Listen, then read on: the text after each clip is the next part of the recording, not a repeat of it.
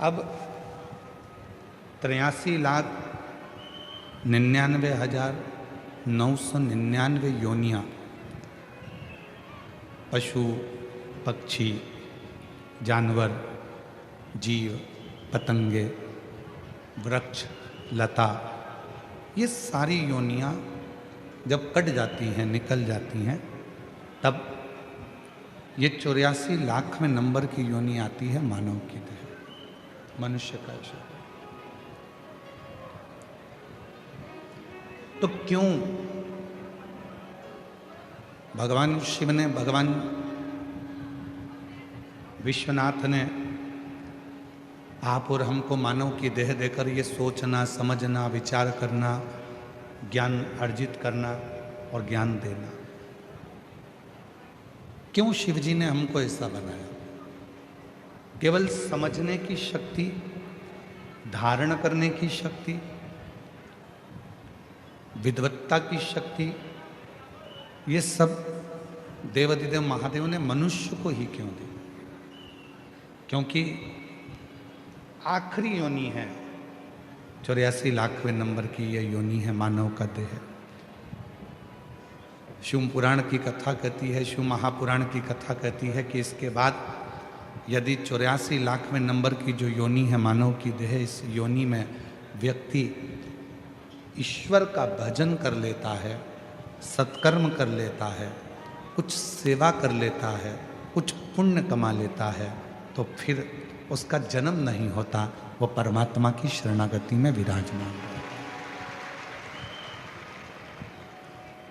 पुनरपि जन्म पुनरपि मरणम के प्रपंच से अगर कोई छूटना है तो यह मानव की देह है, मनुष्य की देह, मानव का शरीर है।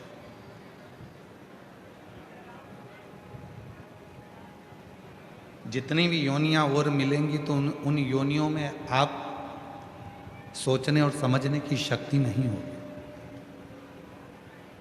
केवल एक मानव की देह है जिसमें सोचने और समझने की शक्ति है। आप सोचते हो, समझते हो, इसलिए होटल वाला अपने दरवाजे पर लिखता है वेज, नॉन वेज। बोलो सही है कि गलत? जम के तो बोलो। आप में सोचने समझने की शक्ति है, इसलिए होटल वाले ने लिखा वेज एंड नॉन वेज। आप सोच समझ सकते हो तो वेज खाओगे, और अगर आप में सोचने समझने की शक्ति नहीं है तो आप नॉन वेज की ओर बढ़ जाओगे। ये आपकी समझ। होटल वाले को मालूम है कि संसार में दोनों तरह के लोग हैं, वेज वाला भी है और नॉन वेज वाला, इसलिए उसने होटल पर लिख दिया वेज एंड नॉन वेज दोनों।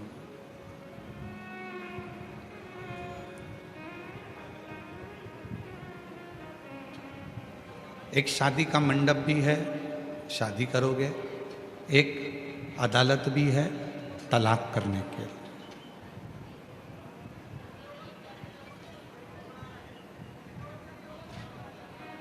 कोई व्यक्ति ने एक प्रश्न किया कि गुरुजी,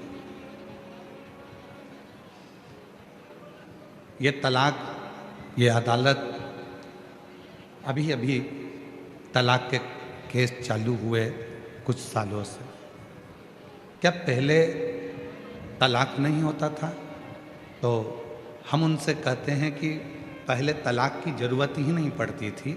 पति पत्नी का आपस में इतना साझा हुआ करता था कि वो एक दूसरे के लिए मरने को तैयार हो जाते थे, पर अलग होने को तैयार नहीं होते।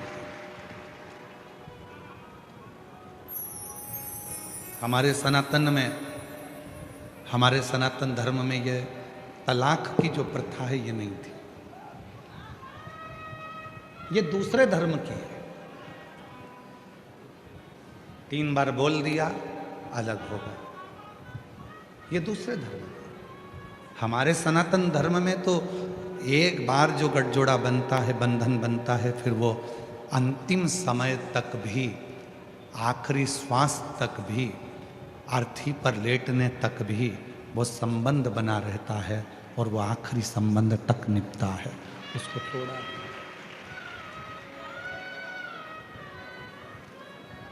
सनातन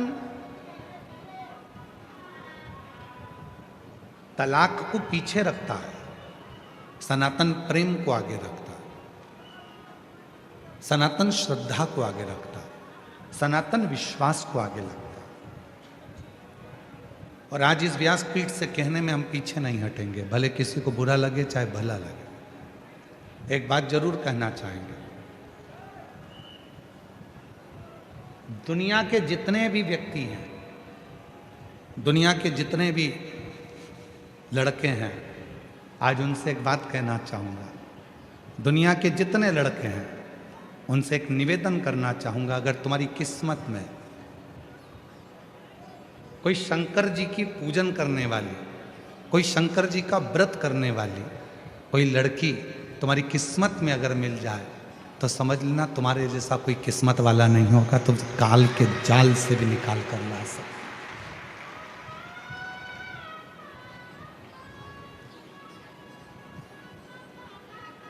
परसों के दिन एक पत्र पढ़ा था, यहाँ पर एक भाई बहन आए थे जिसको डॉक्टर ने कह दिया था कि ये प्राण निकल चुके हैं, बॉडी घर ले जाओ। आप लोग उनका देखे भी थे, परसों के दिन की घटना।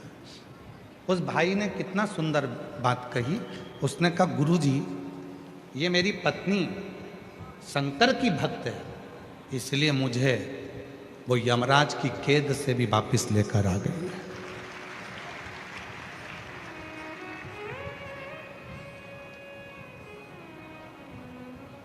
तुम्हारी पत्नी अगर शंकर जी के मंदिर में जा रही है, एक लोटा जल चढ़ा रही है, सोमवार का व्रत कर रही है, प्रदोष का व्रत कर रही है, 16 सोमवार व्रत कर रही है, पशुपति व्रत कर रही है, सोमवार की अष्टमी का व्रत कर रही है, तुम खुश होना कि भगवान ने तुमको ऐसी धर्म पत्नी दी है जो तुम्हारे सिर पर काल भी अगर आ रहा होगा तो उसके व्रत करने से तुम्हारे काल को भी टाल देगी।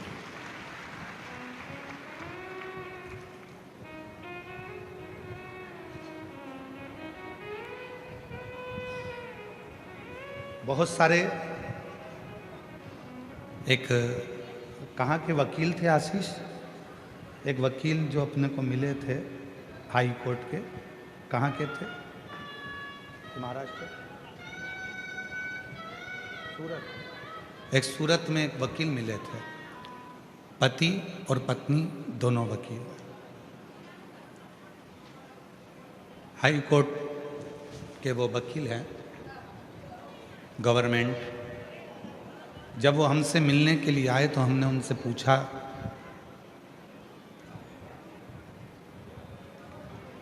कि आपके पास में इतने सारे तलाक के केस आते हैं, आप गवर्नमेंट के वकील हैं, उसमें कितने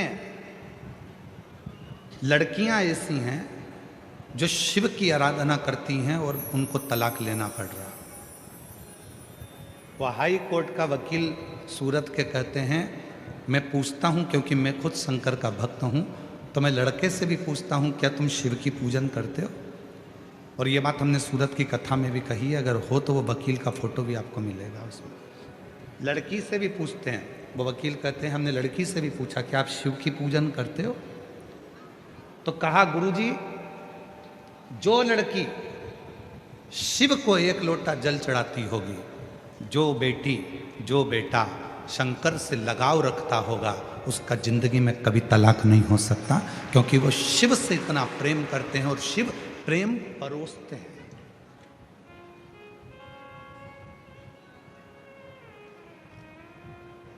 शिव प्रेम परोसते हैं। दुनिया के लोग कहते हैं 33 कोटि देवी देवता में सबसे ज्यादा प्यार इन देवता का है, कोई कहता है उन देवता का प्यार है, पर उन्होंने अभी प्यार देखा नहीं है। शंकर जैसा प्यार और माता पार्वती जैसा प्यार दुनिया में कोई नहीं कर सकता। जो एक जन्म नहीं 51 जन्म माता पार्वती ने केवल शिव के लिए लिए और शंकर जी अपनी अर्धांगिनी के लिए। कोई दूसरी शादी नहीं करे तो पार्वती के जन्म का इंतजार करते रहे कि सती शरीर छोड़ी है, जन्म लेगी, पार्वती बनकर आएगी, पार्वती उमा बनकर आएगी, वो बनकर आएगी तो मैं उसको अपनाऊंगा, बाकी का किसी को नहीं अपनाऊंगा। शिव से जब प्रेम होता है, भगवान शंकर से जब आप प्रेम करते हो, स्नेह करते हो, जल चढ़ाते हो, पूजन करते हो, वो प्रेम इतना बढ़ जाता है, इतना बढ़ जाता है कि शरीर संत हो जाता है। फिर कोई भेद नहीं रहता, फिर कोई विवाद नहीं रहता, फिर आपस में कोई क्लेश नहीं रहता, फिर कोई झगड़ा नहीं रहता। और मेरा निवेदन है इस पंडाल में बैठी हुई सब मेरी जीजियों से, मेरे जीजाओं से, मेरी बेटियों से, बेटाओं से, मेरे बुजुर्ग माँ बाप से, और जितने आस्था चैनल पर कथा सुन रहे हैं, जितने सोशल मीडिया पर कथा सुन रहे हैं, उनसे अपने बच्चों को शिव जी के मंदिर की सीढ़ियां चढ़ाना प्रारंभ करो। अपने बच्चों को शंकर जी के मंदिर में एक लोटा जल चढ़ाने के लिए भेजना प्रारंभ करो। अपने घर के बच्चों को शंकर का दरवाजा दिखाओ। अगर तुम्हारे बच्चे शिव की शरणागति में रहेंगे और शंकर से प्रेम करने लगेंगे तो तुम्हारे बच्चों की जिंदगी कभी बर्बाद नहीं होगी, चाहे वो बेटा हो चाहे वो बेटी।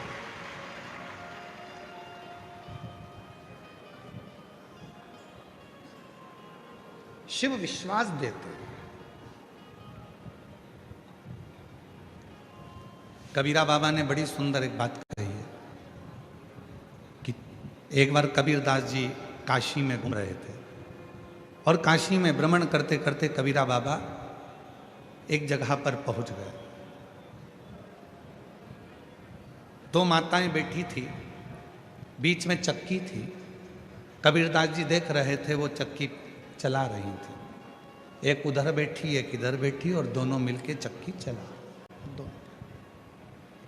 थोड़ी देर कबीरदास जी वहां रुक गए। बड़े कबीरदास जी ने ध्यान से देखा और देखते देखते कबीरदास जी थोड़ी देर में रोने लगे। अब कबीरदास जी रोते और थोड़ी देर बाद फिर कबीरदास जी हंसने लगते, फिर रोते फिर हंसते। दोनों महिलाओं ने आपस में बात करा कि कबीरा तो ना जाने कहाँ बुद्धि खो बैठा। बताओ, चलती हुई चक्की को देखकर कबीरा कभी रोता है और कबीरा कभी हंसता। और चलती चक्की देख कर दिया कबीरा रो, दो पाटन के बीच में और साबुत रहा ना। अब कबीरा रो रहे हैं। गांव के लोग इकट्ठे हो गए, काशी के सारे। उन्होंने पास में कबीरदास जी के खड़े होकर देखा तो कभी रो रहे थे, कभी हंस रहे थे, फिर रो रहे थे, फिर हंस रहे थे।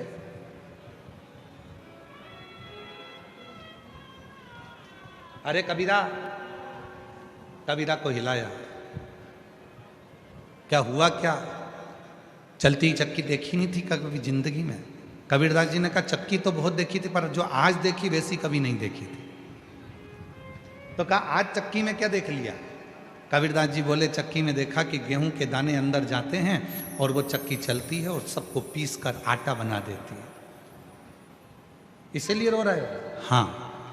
तो फिर हंस क्यों रहे हो? कबीरदास जी कह रहे हैं हंस इसलिए रहा हूं कि उन दोनों चक्की के बीच में कीला लगा है।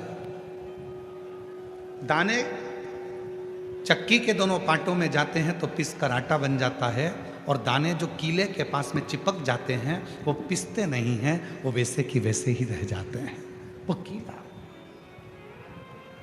और चलती चक्की देख कर दिया कबीरा रो, दो पाटन के बीच में साबुत बना कोई। फिर कहा कि वो कीला, तो कहा चलती चक्की देख कर और दिया कबीरा हंस, दो पाटन के बीच में और दाने रह गए फंस। अब कबीरा कह रहा है कि मैंने पाटे देखे, दो पाटों के बीच में दाने पिस भी रहे हैं और एक कीला लगा है, वो कीले के पास जो दाने आ गए वो पिसते नहीं हैं, वैसे कि वैसे रह जाते हैं। उसी तरह कबीरदास जी ने कहा संसार के अंदर जो भी आया है, जिसने जन्म लिया है, वो संसार में मोह में, माया में, काम में, लोभ में, तृष्णा में, वासना में, आसक्ति में सब दूर पिसाता जाएगा, पिसाता जाएगा। परिवार में, नातों में, रिश्तों में, कुटुंब में, कबीले में पिसाएगा। और पिसाकर पूरा चूर चूर हो जाएगा।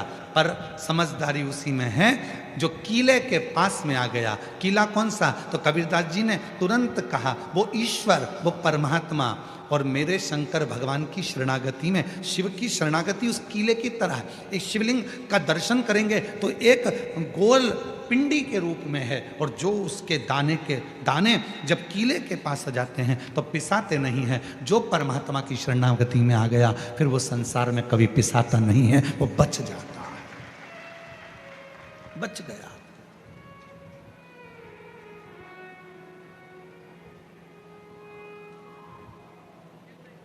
भेजो अपने बच्चों को मंदिर तक, भेजो अपने बेटा बेटी को कि शंकर जी को एक लोटा जल चढ़ा। बेटियां कहेंगी मम्मी टाइम नहीं मिलता ऑफिस से, मम्मी पढ़ाई से, मम्मी इस काम से। पापा बेटे कहेंगे पापा टाइम नहीं है, मम्मी टाइम नहीं है। बेटा समझाओ, ठीक है, कुछ थोड़ा समय निकालो, थोड़ा।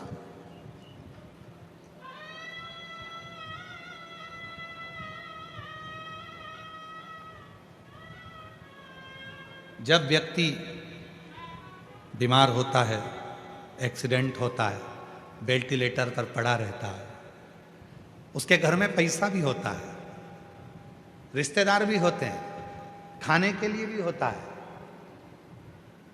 पैसे लगाने वाले अटैची भर के पैसे रखते हैं, डॉक्टर से कहते हैं तुम्हें जितना पैसा लगाना लगाओ, पर मेरे व्यक्ति को जिंदा कर दो, मेरे व्यक्ति को अच्छा कर दो। उसको जो लगे, मैं कर्जा कर लूंगी, कर्जा ले दूंगी, मैं अपनी रकम बेच दूंगी, मैं अपनी जायदाद बेच दूंगी, पर इसको अच्छा कर दो डॉक्टर साहब, इसको अच्छा कर दो।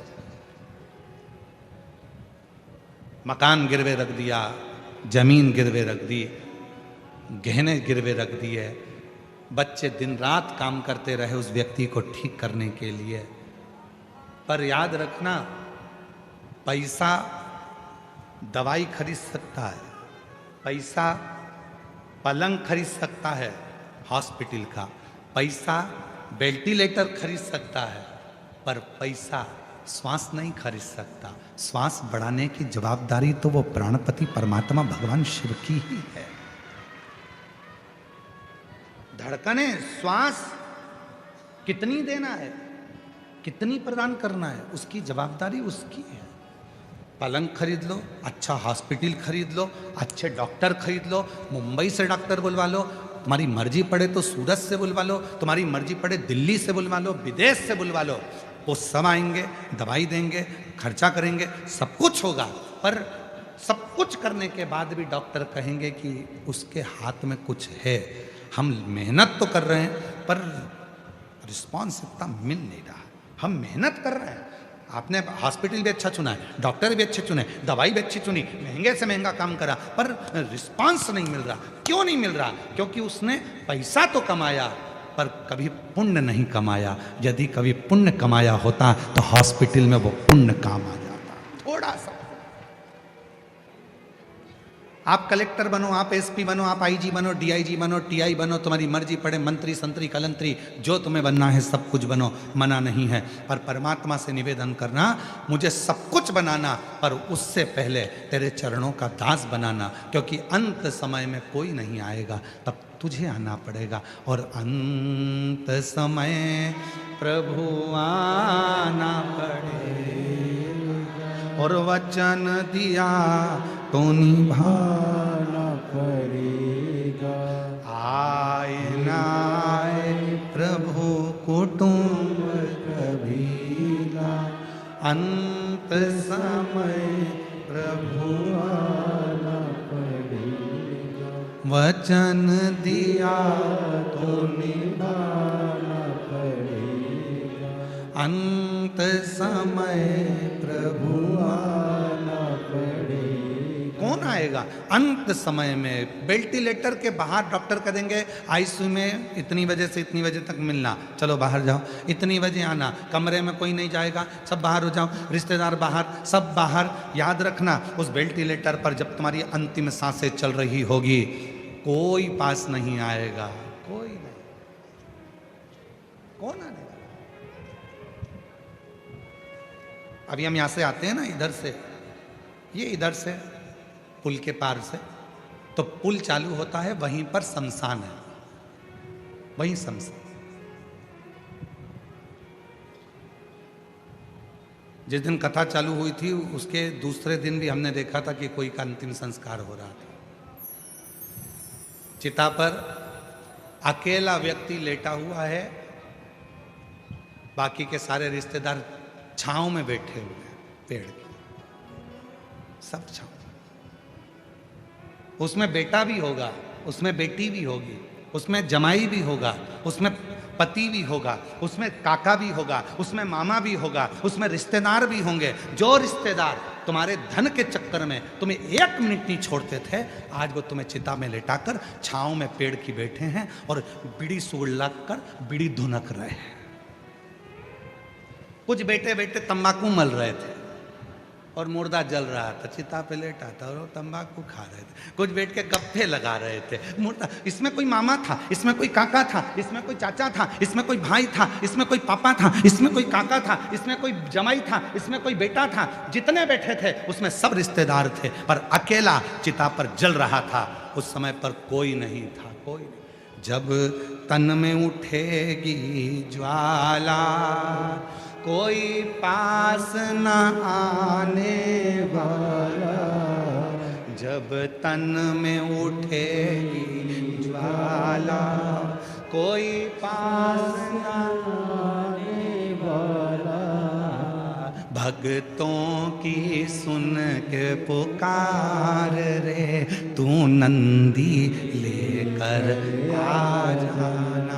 जब काका नहीं आएगा, मामा नहीं आएगा, फूफा नहीं आएगा, दामाद नहीं आएगा, बेटा नहीं आएगा, छोरा नहीं आएगा, रिश्तेदार नहीं आएंगे, तब याद रखना तुमने जो शिव महापुराण की कथा को पंडाल में भूसावल के सुना है, वो नंदी लेकर देवाधिदेव महादेव तेरी आखिरी श्वास में दिया है, वो आएगा। जब तन में उठेगी ज्वाला, आग लग रही है, कोई नहीं आ रहा पास में। जब तन में उठेगी ज्वाला, कोई पास न आने वाला।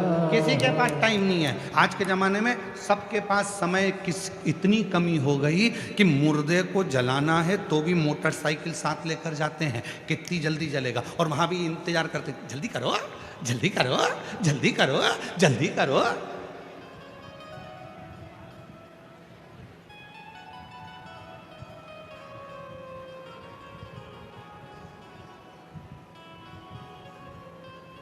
सब धरा का धरा पे, धरा की धरा रह गए। कौन है?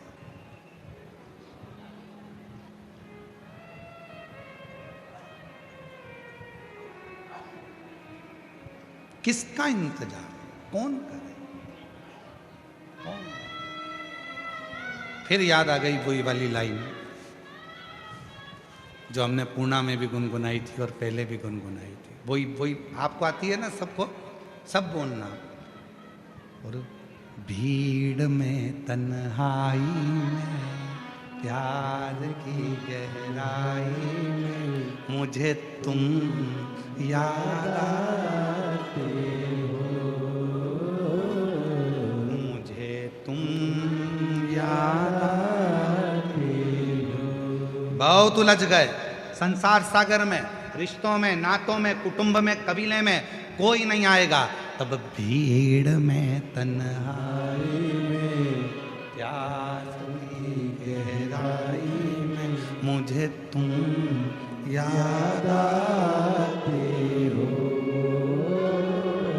मुझे तुम याद आते हो। कब याद आएगा परमात्मा? कब याद आएगा तुम्हारा एक लोटा जल? कब याद आएगी तुम्हें शिव महापुराण की कथा? जब तुम्हें उलझन आती है तब शिव याद आता है, जब तुम्हें तकलीफ आती है तब शिव याद आता है, जब तुम बहुत तकलीफ में अड़ जाते हो तब पड़ोसन से जाकर पूछते हैं, क्यों वो सियोर वाले महाराज ने वो बताया था, वो कैसे करना चाहिए, तब तुम्हें याद आएगा कि शिव पुराण में मैंने ये सुना है, शंकर की कथा में मैंने ये स्मरण किया है, शिव की कथा में मैंने ये सुना है, मुझे तुम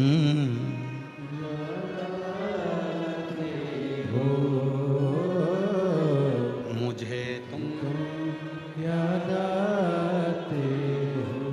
एक लड़की है 7 साल की, जन्म से चल नहीं पाई, जन्म से बोल नहीं पाई, जन्म से सुन नहीं पाई, जन्म से समझ नहीं पाई, डॉक्टर ने उसको विकलांग का सर्टिफिकेट दे दिया, क्योंकि ना उसका पाँव काम करता है, ना हाथ काम करता है, ना विवेक काम करता है, ना बुद्धि काम करती है, ना बोलती है, ना सुनती है, पलंग पर पड़ी रहती है। मात्र 7 साल हो गए। मैं बेबाबाई काशीनाथ चांदने, ग्राम जामनेर, जिला जलगांव, मेरा मोबाइल नंबर ये है। मैं बेबाबाई काशीनाथ चांदने, ग्राम जामनेर, जिला जलगांव, मोबाइल नंबर ये। कहीं बैठी हो तो हाथ हिला सकती हैं। आप ही हैं? बेटी आई है क्या साथ में? है? बेटी आई हो तो उसको ला सकते हो। हाँ ले आओ। ना बेटी चलती थी, ना बेटी बोलती थी, ना बेटी उठ सकती थी, ना बोल सकती थी, ना समझ सकती थी, ना सुन सकती थी। अब इसमें बेटी ना तो बोले, ना चले, ना पलंग पर पड़ी रहती थी। डॉक्टरों ने विकलांग का सर्टिफिकेट दे दिया।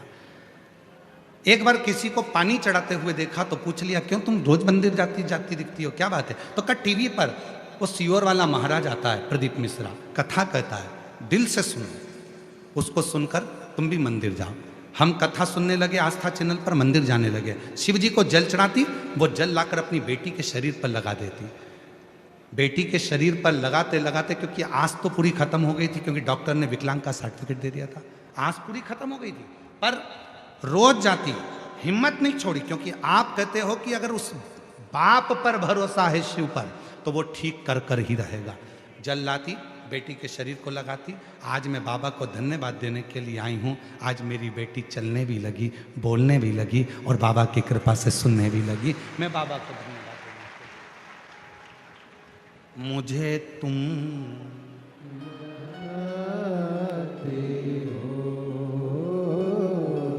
मुझे तुम याद आते हो। अब मेरी बेटी,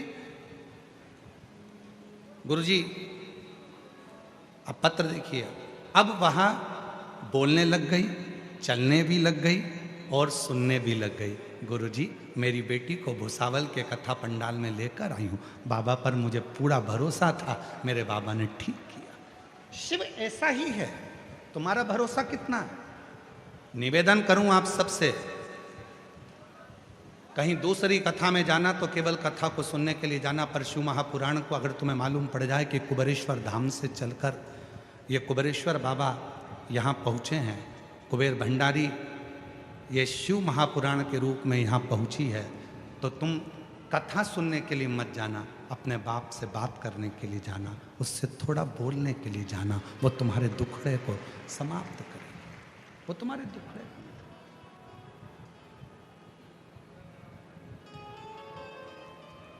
वो तुम्हारे दुखड़े को समाप्त करे। जो पलंग पर से नहीं उठी, जो कभी बोल नहीं सकी, जो कभी चल ना सकी, जिसका शरीर ही काम ना करे, जिसको विकलांग का सर्टिफिकेट दे दिया जाए, वो कैसे चलेगी, कैसे बोलेगी, कैसे सुनेगी? उस परमात्मा पर करो भरोसा, उस पर।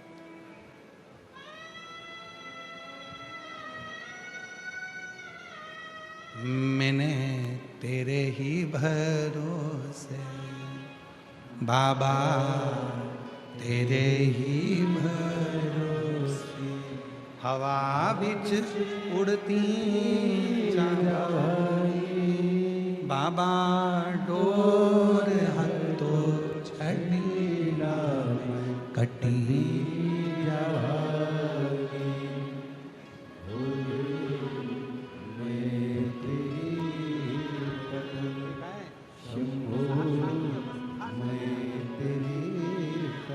आई बोल रहे हैं। जब ये 7 साल की थी तब से ही पलंग पर पड़ गई थी, ना तो ये बोलती थी, ना चलती थी, ना उठती थी, पलंग पर ही सब कार्य करती थी जब ये 7 साल की थी।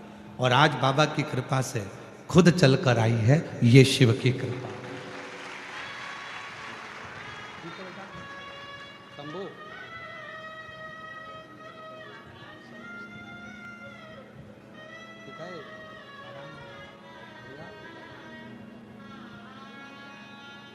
7 साल की जब अवस्था थी, हम सोचे 7 वर्ष की, 7 वर्ष की जब अवस्था थी तब से पलंग पर पड़ी, 7 वर्ष उठना। और आज कितनी खुशी होगी जब भले अवस्था बढ़ गई पर चलना फिरना चालू हो गया, बोलना प्रारंभ हो गया। दुनिया की कितनी बड़ी खुशी उसको प्राप्त हुई होगी, जरा विचार करिए, विचार। एक बहन ने तो ढोल भेजी है मेरे को, ढोल।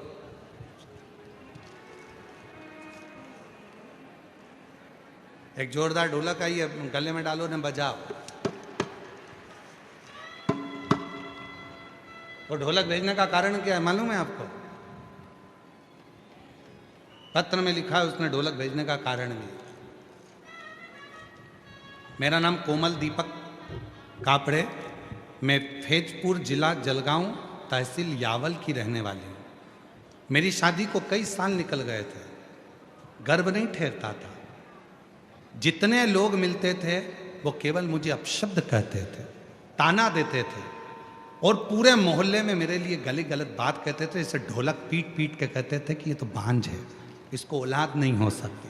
इसलिए आज व्यासपीठ पे ढोलक चढ़ा रही हूँ, क्योंकि मेरे बाबा ने मेरी गोदी भर दी और मुझे माँ बना दिया, इसलिए ढोलक चढ़ा रही हूँ। लोगों ने ढोल पीटा था कि ये कभी माँ नहीं बन सकती, ढोल पीटा। अब हम भी ढोल पीट रहे हैं, अब तो बन गई।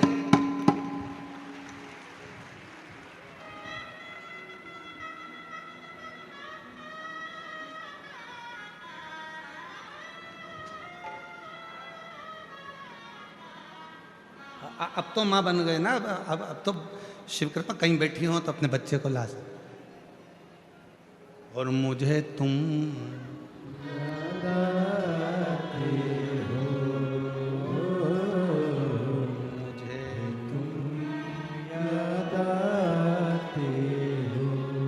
भाई, वो शिव है, वो शंकर है, वो ओघड़दानी है, ओघड़।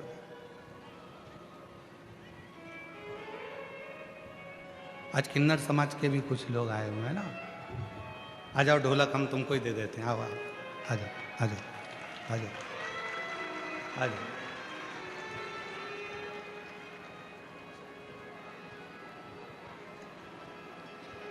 पधारो, पधारो।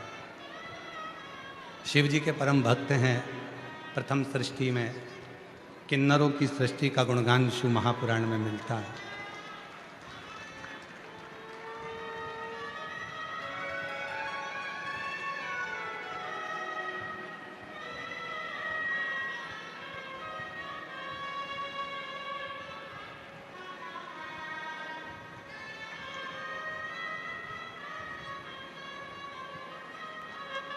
जो जैसी भावना लाया वो वैसा ही फल पाया, नहीं खाली उसे लौटाया, वो मन ही मन हर्षा, और कर दिया माला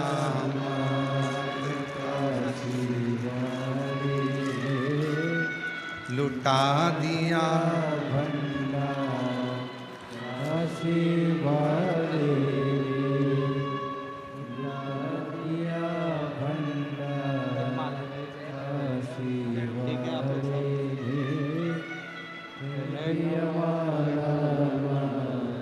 काशी वाले, कर दिया माला माल काशी वाले, कर दिया माला माल काशी वाले, लुटा दिया भंडार काशी वाले, कर दिया माला। जोरदार ताली बजाएं। काशी वाले, जो जैसी भावना लाया वो वैसा ही फल पाया, नहीं खाली उसे लौटाया, वो मन ही मन हर्षाया, और कर दिया माला माल काशी वाले ने, लुटा दिया भंडार काशी वाले ने। अपने बच्चों को शिव मंदिर तक भेजने का प्रयास, शिवालय तक भेजो। जब घर के बच्चे शिव मंदिर तक जाएंगे, शिवालय तक जाएंगे, शिवालय तक पहुंचेंगे, आज की शिव महापुराण कथा। याद रखना वो बच्चे फिर कभी जिंदगी में किसी दूसरे के आगे उनको हाथ फैलाने की जरूरत नहीं पड़े। शिवालय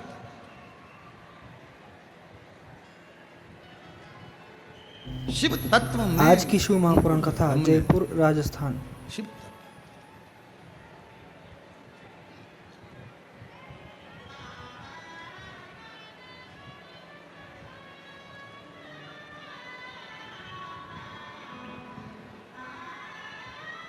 इसी बहन ने ढोलक भेजी थी, एक बार जोरदार ताली बजा। प्रणाम करो बाबा को। हाँ, श्री शिवाय नमस्ते बोलो। श्री शिवाय नमस्तुभ्यम। बोलो श्री शिवाय नमस्तुभ्यम।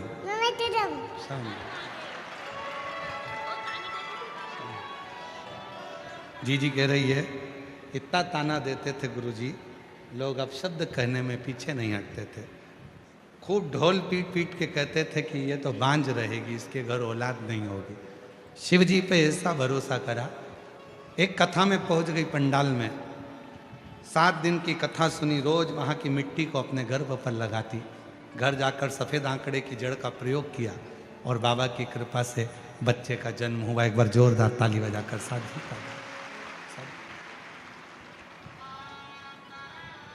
एक विश्वास, एक भरोसा, और जब भरोसा और विश्वास दृढ़ होता है तो आज की शिव महापुराण कथा, जयपुर राजस्थान। शिव मिलता है।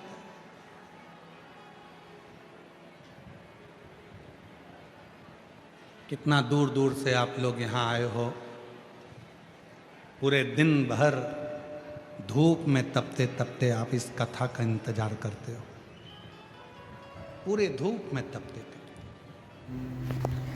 शिव महापुराण कथा। इस मन को परमात्मा तक लगाने का प्रयास करते हो कि कैसे भी शिव हमारे मन की बात को सुने, श्रवण कर, धारण कर।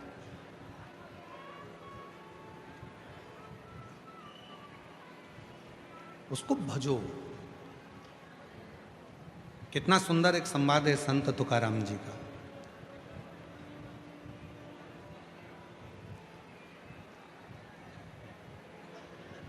और आप लोगों तो भुसावल नगर के हो, ताप्ती पुराण में माँ ताप्ती के तट पर भुसावल की बड़ी महत्वता आई है। उसमें कपिलेश्वर महादेव का वर्णन बड़ा सुंदर आया। माँ ताप्ती के तट पर कपिलेश्वर महादेव में आप लोग गए दर्शन करने? हाथ तो उठाओ, किस किस ने दर्शन करें सब लोगों ने, रखो। वो कपिल मुनि जो भगवान शंकर के परम उपासक हैं,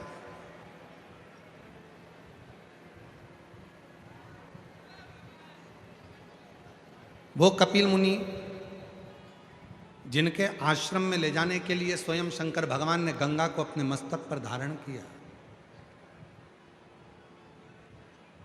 वो कपिल मुनि जो अपनी माता देवहूति को ज्ञान उपदेश देते हैं, और वो कपिल मुनि जो निरंतर शिव साधना में डूबे रहते हैं, उन कपिल मुनि ने माँ ताप्ती के तट पर बैठकर भगवान शंकर की जब साधना करना प्रारंभ करी थी, तो भगवान शंकर ने यही भुसावल क्षेत्र में माँ ताप्ती के तट पर स्वयं प्रकट होकर कपिल मुनि को दर्शन दिया। वो कपिलेश्वर महादेव आज भी विराजमान है भुसावल नगर में, भुसावल क्षेत्र में। भुसावल से शायद थोड़ी ही दूरी पर कुछ किलोमीटर पर ही ताप्ती के तट पर ही उनका स्थान है। ताप्ती पुराण में इसका वर्णन है, ताप्ती पुराण में इसका वर्णन आता है, ताप्ती परिक्रमा में भी इसका वर्णन आता है।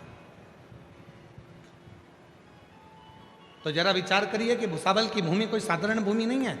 यदि भुसावल नगर को देखा जाए तो दुनिया में भुसावल को यदि केवल देखा जाए तो भुसावल के चारों कोने में चले जाओ, चारों दिशा में चले जाओ, भुसावल के चारों कोने में, जैसे भारत भूमि के चार कोने पर चार पीठ बने हुए हैं, चार कोने पर चार देवस्थान बने हुए हैं, इधर रामेश्वर है, उधर बद्रीनाथ है, उधर द्वारका है, उधर जगन्नाथ है, उसी तरह जैसे इधर केदारनाथ हैं। तो ये जैसे चार स्थान अलग अलग भारत की भूमि को सुरक्षित रखते हैं, वैसे भुसावल की भूमि को भी भगवान शंकर के चार ऐसे प्राचीन मंदिर भुसावल के चार कोने में हैं जहां पर भुसावल को सुरक्षित रखते हैं।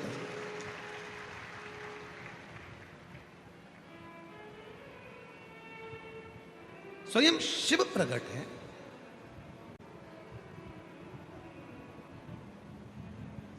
अब उसको साधो, उसको जानो, और जो जान गया वही श्रेष्ठ है। संत तुकाराम जी का बड़ा सुंदर एक प्रसंग आता है, संत तुकाराम जी का बड़ा सुंदर प्रसंग। संत श्री तुकाराम जी बैठे हुए थे अपने कीर्तन आनंद में, और भगवान देवादिदेव महादेव माँ पार्वती के साथ में, जगत जननी जगदम्बा के साथ, माँ आद्य शक्ति पार्वती के साथ में भगवान देवादिदेव महादेव विराजमान।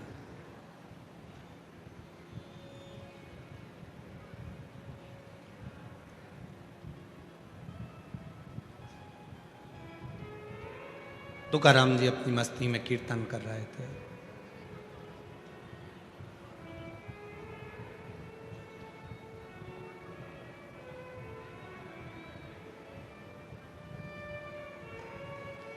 भगवान देवादिदेव महादेव पार्वती के साथ में विराजमान थे।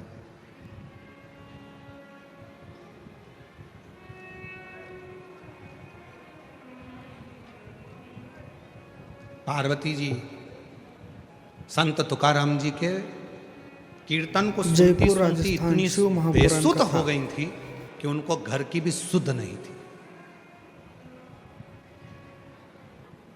महाराष्ट्र के वो संत तुकाराम जी जब कीर्तन कर रहे हैं तो मां पार्वती जी बेसुध हो गई हैं।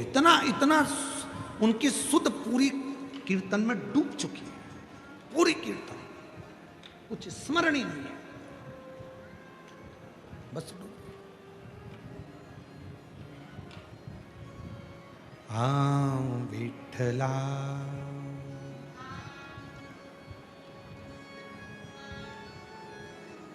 रंग रंग पांडुरंग, रंग रंग विठला, रंग रंग पांडुरंग, रंग रंग विठला, रंग रंग पांडुरंग, रंग रंग विठला, रंग रंग पांडुरंग, रंग रंग विठला, हाँ विठला मेरे श्याम विठला, ओ विठला मेरे श्याम विठला, श्याम विठला घन श्याम विठला, श्याम विठला घन श्याम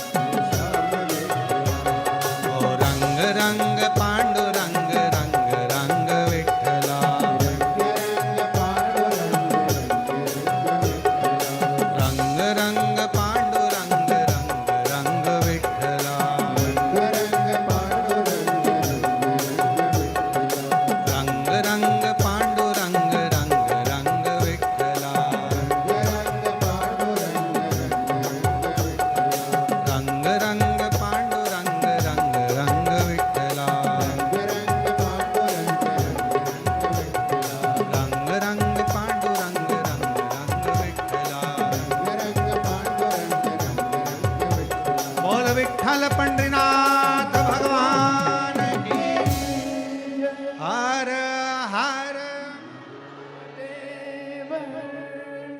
अपने स्थान पर बैठकर बाबा देव अधिदेव महादेव से प्रार्थना करेंगे, विनय करेंगे, निवेदन करेंगे।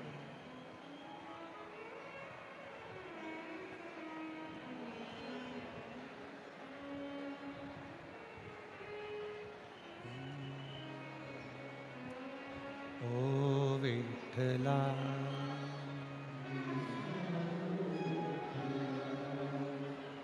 ओ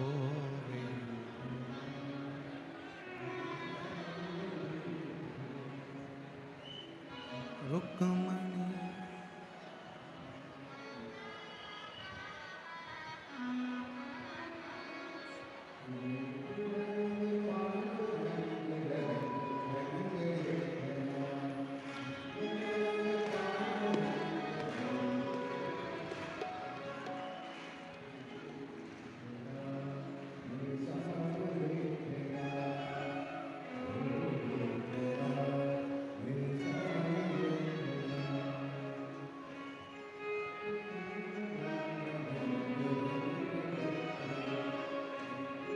रुक्मणी समेता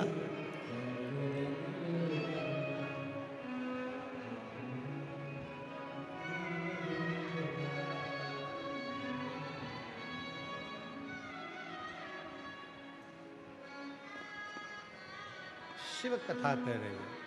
जहां जगह मिले वहां बैठकर बड़े भाव से बाबा से निवेदन करेंगे।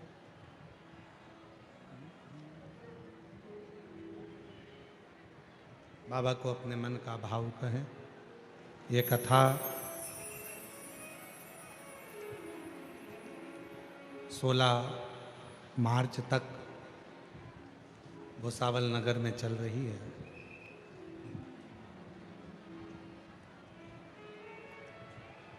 बहुत गर्मी पड़ रही है। मन में आता है कभी कभी कि दिन में कथा की जगह यदि यही कथा सुबह सुबह बाज दे तो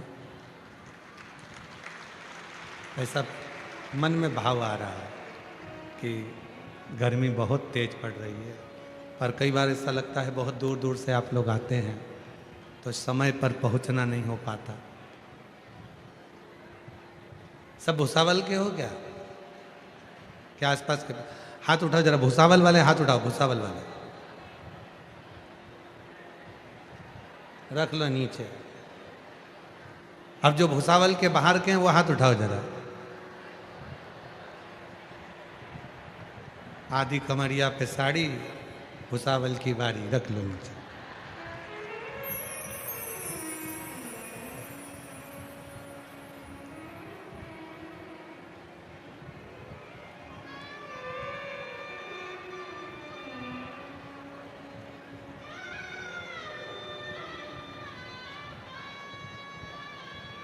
ये कथा 16 मार्च तक दोपहर में 2 बजे से 5 बजे तक भुसावल नगर में चल रही है। 20 मार्च से 26 मार्च तक जयपुर राजस्थान में 1 बजे से 4 बजे तक शिव महापुराण की कथा जयपुर राजस्थान में रहेगी। 30 मार्च से 5 अप्रैल तक आरणी यवतमाल में शिव महापुराण की कथा रहेगी। 8 अप्रैल से 14 अप्रैल तक भीलवाड़ा राजस्थान में शिव महापुराण की कथा रहेगी। 17 अप्रैल से 23 अप्रैल तक दिल्ली में शिव महापुराण की कथा रहेगी। आपको जहाँ जगह मिले वहाँ बैठकर बाबा से अपने मन का भाव कहिए, दिल से प्रार्थना करिए, विनय करिए, निवेदन करो बाबा को, अपने मन का भाव कहिए, प्रार्थना करिए।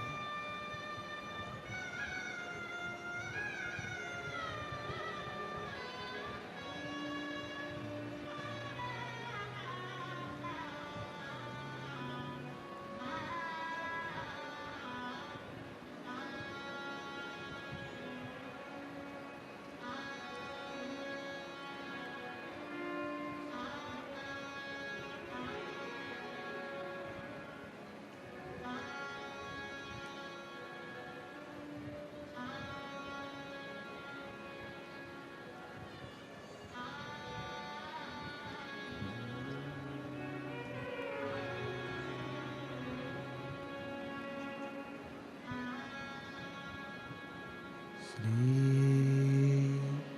शिवा नमस्तु श्री शिवा नमस्तु श्री शिवा नमस्तु श्री शिवा नमस्तु श्री शिवा नमस्तु भोला सब दुख काटो ओ भोला सब दुख काटो शिव शंकर जपू तेरी माला भोले बाबा जपू तेरी माला भोला सब दुख काटो ओ भोला सब दुख काटो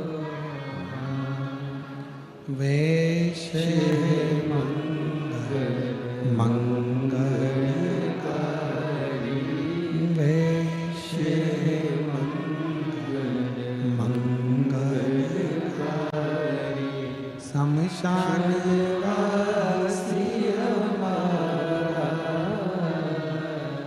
शमशान वासी हमारा ओ भोला सब दुख काटो ओ भोला सब दुख काटो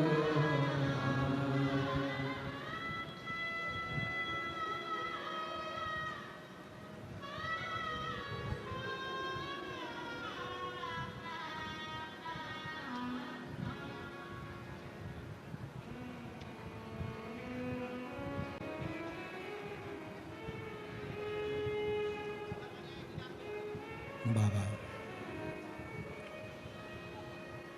देवाधिदेव महादेव भगवान शिव ओगड़दानी त्रिकालदर्शी कैलाशी अविनाशी भगवान शिव की कथा कर रहे हैं। मां पार्वती जी संत तुकाराम जी के अभंग में कीर्तन में डूब गए। सुध नहीं है मां को।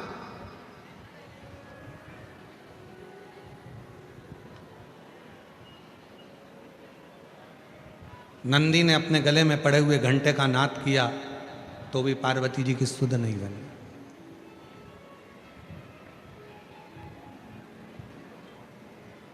स्वयं भोले बाबा ने देखा कि भगवान श्री गणेश जी महाराज पुकार रहे हैं, कार्तिकेय जी पुकार रहे हैं, तो भी पार्वती को सुध नहीं।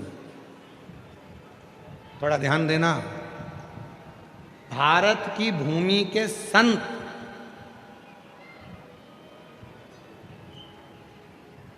तुकाराम जी जब कीर्तन करते थे तो स्वयं ब्रह्मा और विष्णु महेश भी सुध भूल जाते थे। ऐसा कीर्तन करते, ऐसा कीर्तन हमें आपको और हमको तो गौरव होना चाहिए। और सबसे ज़्यादा गौरव तो महाराष्ट्र के लोगों को होना चाहिए कि संत तुकाराम हमारे महाराष्ट्र के वो संत जब कीर्तन करते थे तो माँ आद्य शक्ति, माँ जगत जननी पार्वती सुध भूल जाती, उनकी ध्यान नहीं रहता।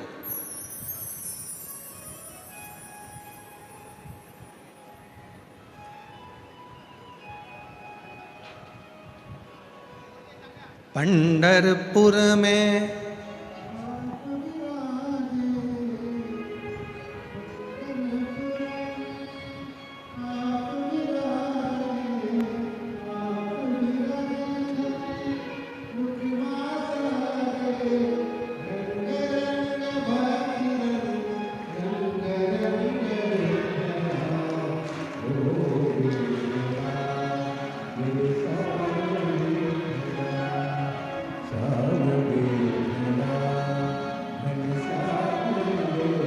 संत तुकाराम जी जब भजन गा रहे हैं, माता का सुध नहीं है, माँ पार्वती जी सुध बोली। भगवान भोलेनाथ जी ने डमरू का नाद किया, तब पार्वती जी की सुध गई।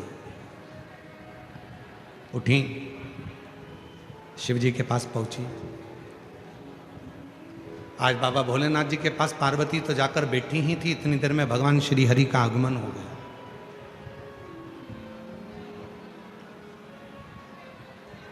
और भगवान श्री हरि का आगमन हुआ, नारायण आए। शिव जी ने भेंट करी भगवान नारायण से। पार्वती जी के चेहरे पर एक अलग से चमक थी। कहते हैं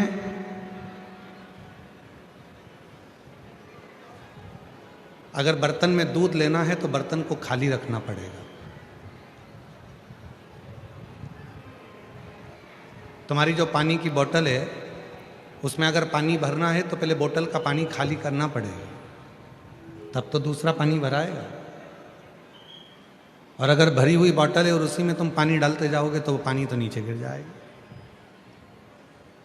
पात्र खाली होगा तो उसमें कुछ भर सकते हो। शिव महापुराण भी यही कहती है। शंकर भगवान की यदि कथा सुनने के लिए आप भूसावल नगर में कथा सुनने के लिए आए हो या आस्था चैनल पर कथा सुन रहे हो, तो पहले अपने मन को अहंकार से खाली करो, काम आसक्ति से खाली करो।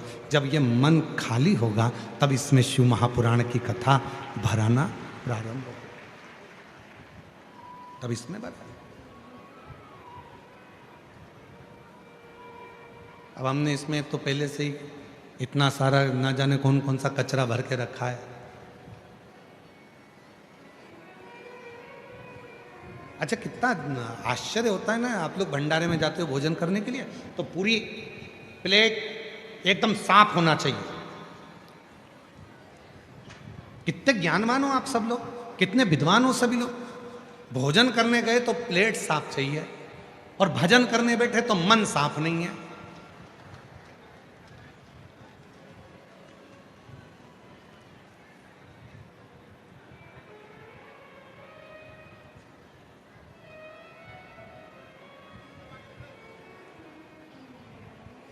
आप लोगों में से कितने लोग हैं जिनको कच्ची रोटी अच्छी लगती है? किसी को कच्ची रोटी अच्छी लगती है क्या? नहीं। कच्चा सीरा, कच्ची पूरण पोली जम के तो बोलो नहीं। जब तुम्हें कच्ची रोटी पसंद नहीं है, जब तुम्हें कच्चा सीरा पसंद नहीं है, जब तुम्हें कच्ची पूरण पोली पसंद नहीं है, तुम्हें कच्चा बड़ा पाव पसंद नहीं है, तो भगवान को भी कच्चा भगत पसंद नहीं है। उसको पक्का चाहिए, एकदम मजबूत पक्का। ये मेरा है, पका हुआ है। सब त्याग कर व्यर्थ की बातों में रहो, परिवार में, कुटुंब में, नातों में, रिश्तों में, सबके साथ रहो, पर मन उस ईश्वर में लगाकर अपना कार्य पूर्ण करो। रखो।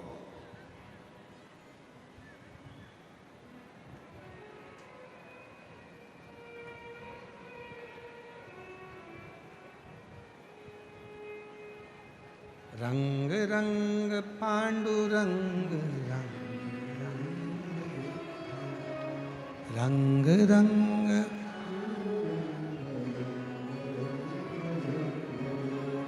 भगवान की भक्ति करने के लिए शिव महापुराण की कथा कहती है, पात्र को खाली रखो, मन को साफ रखो। जब मन साफ होगा तो भगवान की अविरल भक्ति अपने आप आपके हृदय में प्रवेश करती चली। भगवान नारायण आ गए, शिव जी से मिले, भगवान शंकर भी नारायण से मिले। तब पार्वती माता के चेहरे पर बड़ी सुंदर प्रसन्नता थी और एकदम चेहरा पार्वती जी का उज्जवल हो रहा था। एकदम पार्वती जी का चेहरा बहुत चमक रहा था। तो भगवान नारायण ने पूछ लिया कि बाबा, आज तो माँ जगत जननी जगदम्बा बड़ी अलग सी दिख रही हैं, बहुत अलग नजर आ रही हैं। भजन का, सत्संग का, कीर्तन का, कथा का असर आपके चेहरे पर दिखना चाहिए। तुम लगे कि लगा? शिव महापुराण की कथा सुनकर जब यहां से जाओ और तुम्हारी बहुएं या तुम्हारे घर के लोग तुम्हें देखकर कहें आज अम्मा कुछ बदली बदली दिख रही है, तो समझो कि कथा का असर हुआ। नहीं तो मालूम पड़े यहां से जाते से चाय बना दे, मम्मी दूध खत्म हो गया, ओ राम गई थी अब तो फ्रिज में 2 किलो रख के गई थी, कौन तू पी गई? अब बताओ कथा का क्या असर हुआ?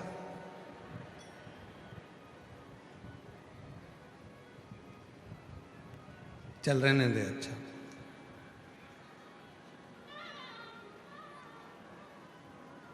असर भी तो दिखे कथा का। एक रात का समय था, एक पुलिस वाला चौराहे पर ड्यूटी कर रहे थे, 2-4 पुलिस वाले खड़े थे। अब उसमें एक रात को एक व्यक्ति बैग लेकर आया। अब वो बैग लेकर आया तो बैग लेकर जा रहा था, पुलिस वालों को लगा कि चोर है, उनको लगा कि चोर है, उन्होंने रोका, रुक, बैग में क्या है? बताते हैं।